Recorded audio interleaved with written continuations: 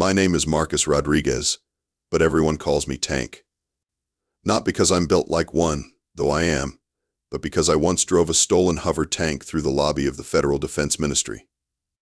In my defense, they really should have labeled the parking garage better. That little incident earned me a one-way ticket to Kepler 442 billion, humanity's most exclusive vacation destination. And by vacation destination, I mean the kind of place where you check in but never check out, and the room service consists of stale protein bars and existential dread. The brochure probably would have called it a tropical paradise with year-round temperate climate and stunning mountain views. What they wouldn't mention is that it's also a prison planet, 47 light-years from Earth, supposedly escape-proof, and filled with what the government generously calls Earth's most dangerous criminals. I say generously because most of us aren't actually criminals. We're just people who became inconvenient. Take Nora Voss, for instance. She's sitting across from me in the mess hall, picking at her lunch with the precision of someone who once analyzed corporate espionage data for a living. Nora's crime?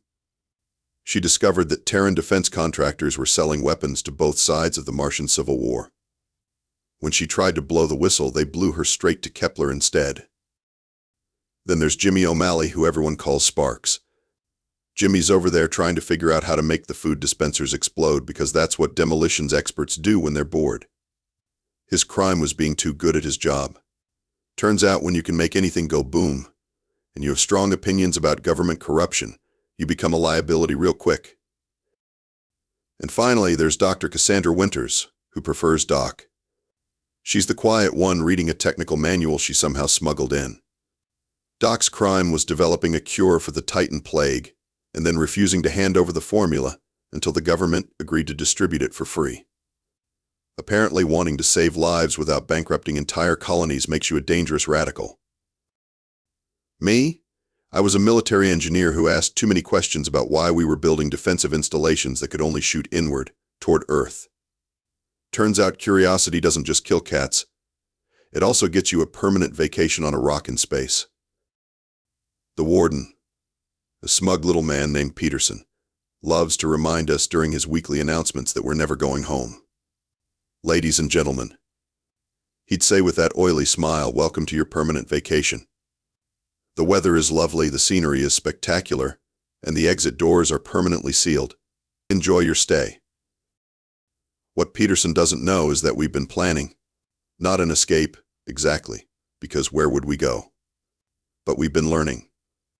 Doc's been studying the prison's infrastructure, Nora's been mapping the guard rotations, Jimmy's been cataloging everything that could potentially explode, and I've been putting the pieces together. See, there's something weird about this place. The power grid is way too robust for a simple prison. The communication arrays are military grade. And those scenic mountain ranges Peterson mentioned? They're not mountains. They're camouflaged installations. But I'm getting ahead of myself. At this point in our story, we were just 4 people trying to make the best of a bad situation, completely unaware that we were about to become the most important people in the galaxy. If only we'd known what was coming. It started with what the guards called a routine maintenance blackout. The entire prison went dark for exactly 17 minutes. When the lights came back on, everything seemed normal, except for the fact that Warden Peterson looked like he'd seen a ghost. That's when the announcement started. Attention, citizens of Earth, came a voice that definitely wasn't human. It had that weird harmonic quality that made your teeth itch. This is Fleet Commander Vextar of the Galactic Hegemony. Your planet has been selected for integration into our peaceful alliance. I looked at Nora, who was already rolling her eyes. Peaceful alliance, she muttered. That's corporate speak for hostile takeover. The alien continued. You have 72 Earth hours to surrender all military assets and submit to hegemony authority. Resistance will be met with total planetary sterilization. This is not a negotiation. Now, here's where it gets interesting. Most people would expect Earth's government to at least pretend to put up a fight. Maybe some tough talk about human dignity and the spirit of independence. Maybe a rousing speech about never surrendering to alien overlords. Instead, what we got was Earth's Prime Minister on every screen in the prison, practically tripping over himself to surrender. The Terran government formally accepts the hegemony's generous offer of alliance, he said, beaming like he'd just won the lottery.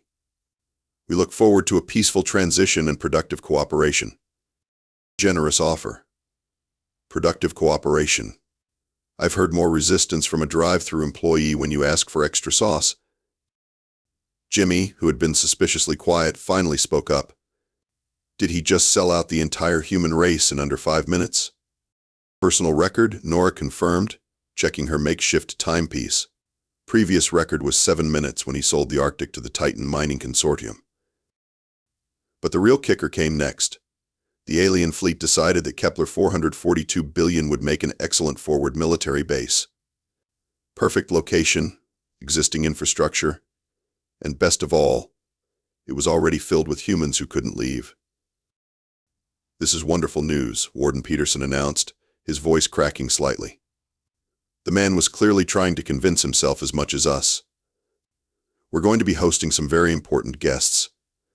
The hegemony has graciously agreed to maintain our facility while using it as their regional headquarters. Translation: the aliens were moving in, and we were about to become the galaxy's most overqualified janitors. That's when things got really interesting. Within hours, we watched as transport ships started evacuating all the guards, administrators, and support staff. They were abandoning ship faster than rats fleeing a sinking space station. Where are they going? Doc asked, watching through the mess hall windows as another transport lifted off. Probably to Earth, Nora said bitterly, to help their new alien friends with the transition. And that's when it hit me. We weren't just abandoned. We were expendable. Earth's government had thrown us away years ago, and now they were throwing us away again, this time to alien occupiers who probably didn't even know we existed. Great, I said, watching the last transport disappear into the atmosphere. We're about to become the galaxy's most overqualified janitors. Think they'll give us dental? Jimmy grinned, and I realized he was looking forward to this. Tank, my friend, I think our vacation just got a lot more interesting. He had no idea how right he was. With the guards gone and the aliens not due to arrive for another few days, we had a window of opportunity. The question was, opportunity for what? We need to get off this rock, Jimmy said, pacing around our improvised war room, which used to be the Prism Library. I mean, I'm all for meeting new species, but preferably ones that haven't threatened to sterilize my home planet. And go where? Nora asked practically. Earth just surrendered. The colonies are probably next. Where exactly would we run to? That's when Doc cleared her throat. She'd been unusually quiet since the aliens announced their plans, spending most of her time buried in technical manuals and maintenance records. I don't think we should run, she said quietly. I think we should stay. We all stared at her. Doc was many things, but suicidal wasn't one of them. Hear me out, she continued, pulling out a tablet loaded with schematics. I've been studying this place since we arrived. The power consumption, the network architecture, the structural engineering. This isn't just a prison. She pulled up a 3-dimensional map of the facility and the surrounding area. What I saw made my engineering brain do a little dance of excitement. This is a testing ground, Doc continued. Everything here is experimental. The fusion reactors are prototypes. The communication arrays are next-generation military hardware. And those mountains? They're not mountains. She zoomed in on the mountain ranges surrounding the prison complex. With the overlay active, I could see what she meant. Geometric patterns, artificial structures, weapon emplacements. Holy shit, I breathed. This is a military installation. Not just any military installation, Doc said. This is where they tested the next generation of planetary defense systems. We're sitting on the most fortified world in human space. That's when Jimmy got that look in his eyes. The same look he probably had right before he blew up that government building back on Earth. So what you're saying is, we're not trapped here with the aliens. The aliens are trapped here with us. That's exactly what I'm saying, Doc confirmed. Nora was already at another terminal, her fingers flying over the keyboard. The previous warden left his access codes active, sloppy but useful. I can get us into the administrative systems. And I can get us into everything else, I added, feeling that familiar thrill of a good engineering challenge. If this place is what Doc thinks it is, there should be automated systems, defensive protocols, maybe even some of those weapons platforms I designed back on Earth. Jimmy was practically vibrating with excitement. So we're really doing this? We're going to turn a prison into a military base and take on an alien invasion fleet? When you put it like that, it sounds insane, I admitted. Good, Jimmy grinned. Insane is my specialty.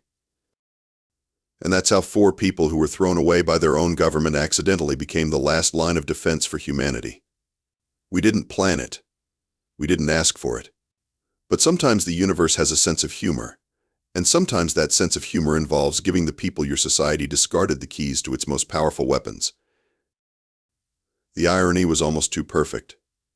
Earth had locked us away to die, and now we were the only thing standing between humanity and extinction. I just hoped we were as smart as we thought we were.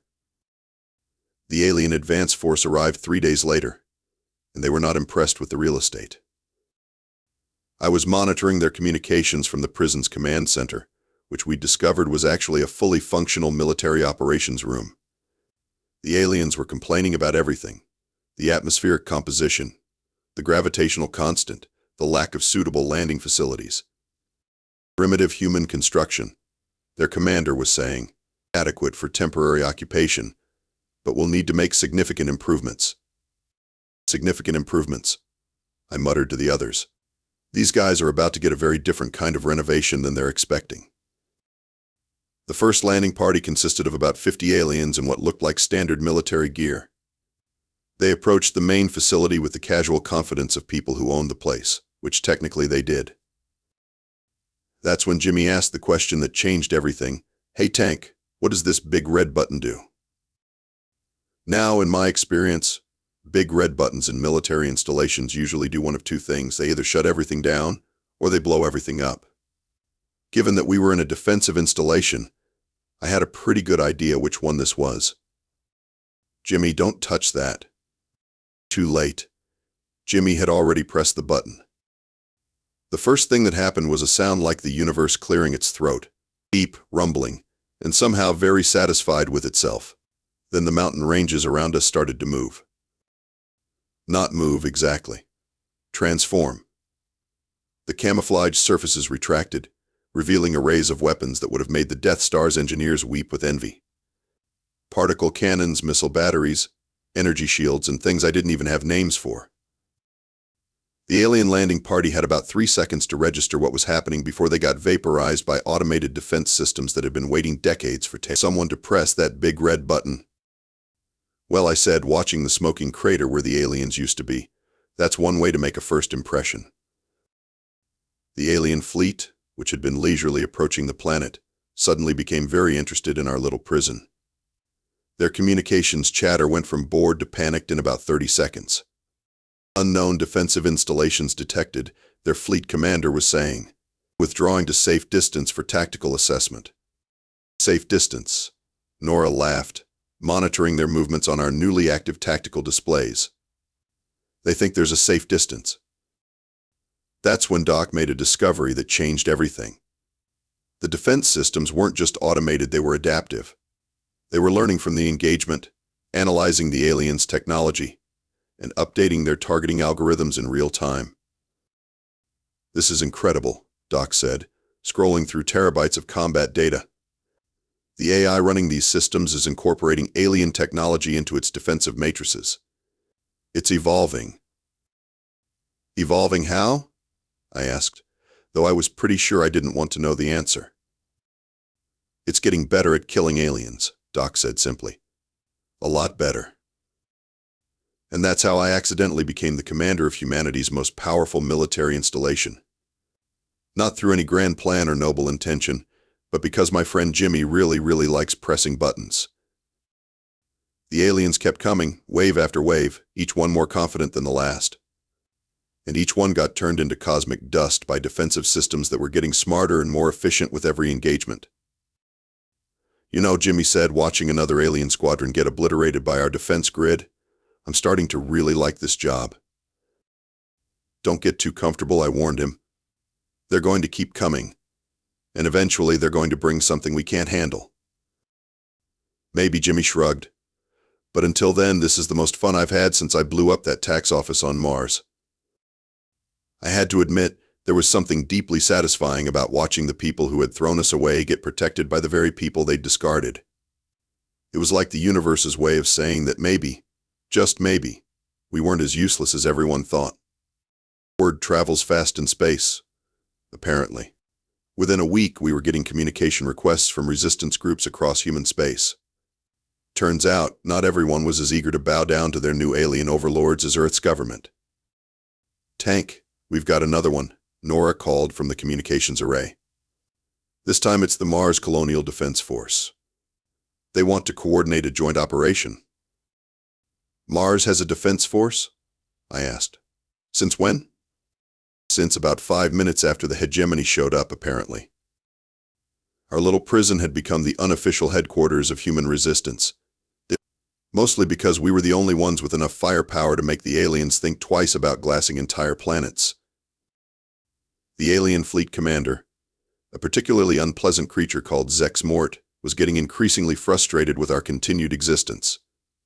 His communications were becoming more and more colorful, which was impressive considering he was speaking through a universal translator. The primitive humans refused to acknowledge hegemony authority, he was telling his superiors. They have fortified a single world with unknown defensive technologies. Request permission to deploy Omega-class sterilization protocols. Permission denied, came the response. Intelligence suggests this may be a trap. Assess human capabilities before proceeding with extreme measures. A trap, Jimmy snorted. If only they knew we're making this up as we go along. But we weren't just making it up anymore. Doc had figured out how to interface with the planet's AI systems, and they were teaching us things about warfare that no human had ever known. The AI didn't just think like a human, it thought like a human, who had been studying alien tactics for decades. It's beautiful, Doc said, watching the tactical displays update in real time. The AI is running thousands of combat simulations simultaneously, predicting alien movements, and preparing countermeasures for weapons they haven't even deployed yet. And it's learning from every engagement, I added. Every time they attack, it gets smarter. That's when Nora made a discovery that changed everything. She'd been monitoring alien communications across the galaxy, and she'd found something interesting. They're not as united as they pretend to be, she announced. The hegemony is actually a coalition of different species, and they're not all happy about this invasion. What do you mean? I asked. I mean, some of them think attacking humans was a mistake. There's a faction called the Conservators who believe in gradual integration rather than conquest. They're arguing that humans might be more useful as allies than as slaves. And? Jimmy asked. And they're watching this battle very carefully. If we can prove that humans are too dangerous to conquer, they might be willing to switch sides. That's when I realized we weren't just fighting for survival anymore. We were fighting for the future of humanity's place in the galaxy. Every alien ship we destroyed wasn't just a tactical victory, it was a message to every species watching that humans weren't going to go quietly into the night.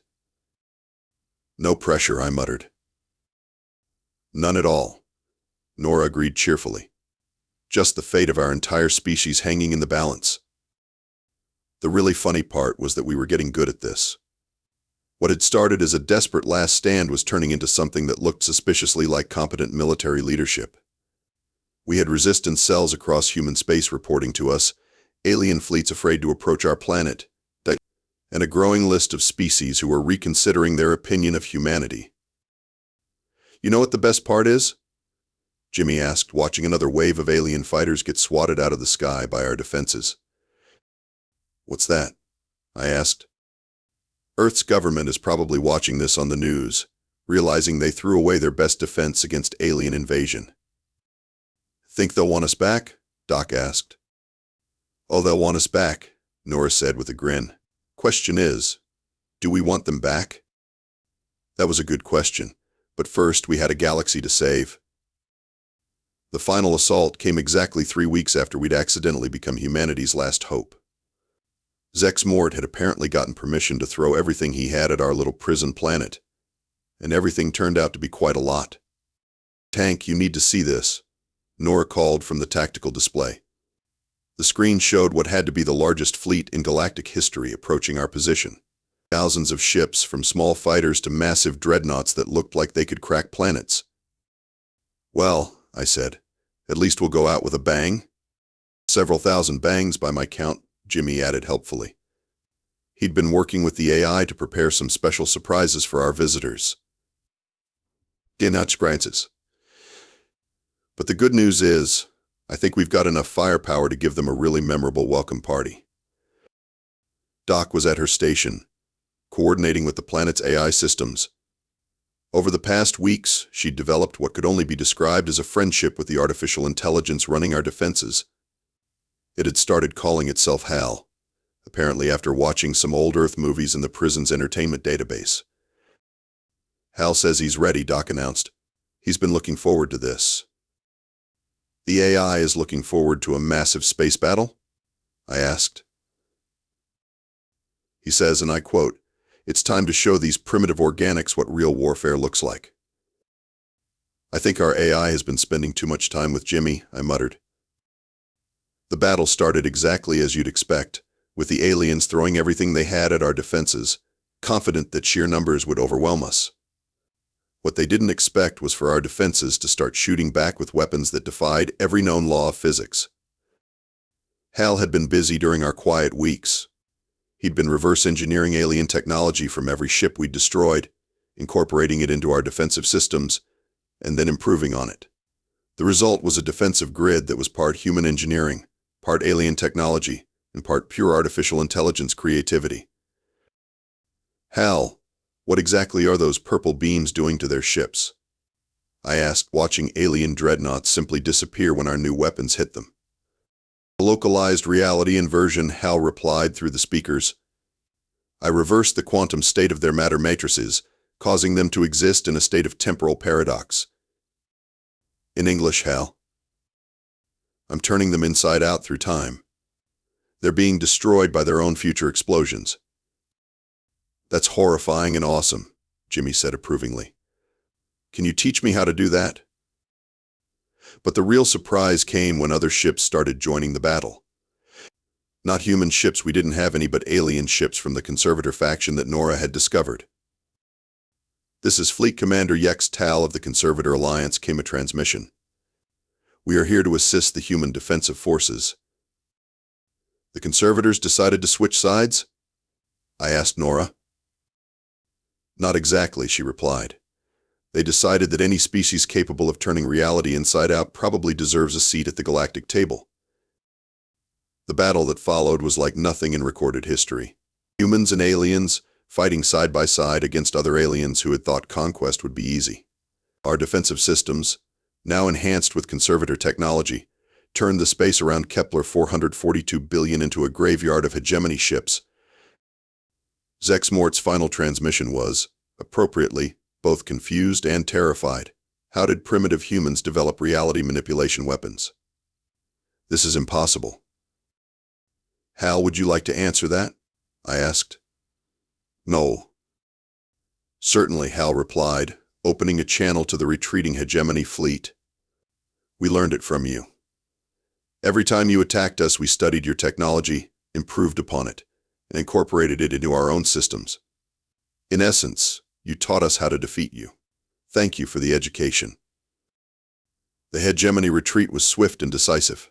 Word spread throughout the galaxy that humans weren't just dangerous, they were adaptable, clever, and apparently capable of turning physics itself into a weapon. Within months, we had delegations from dozens of species asking to join what they were calling the Human Alliance.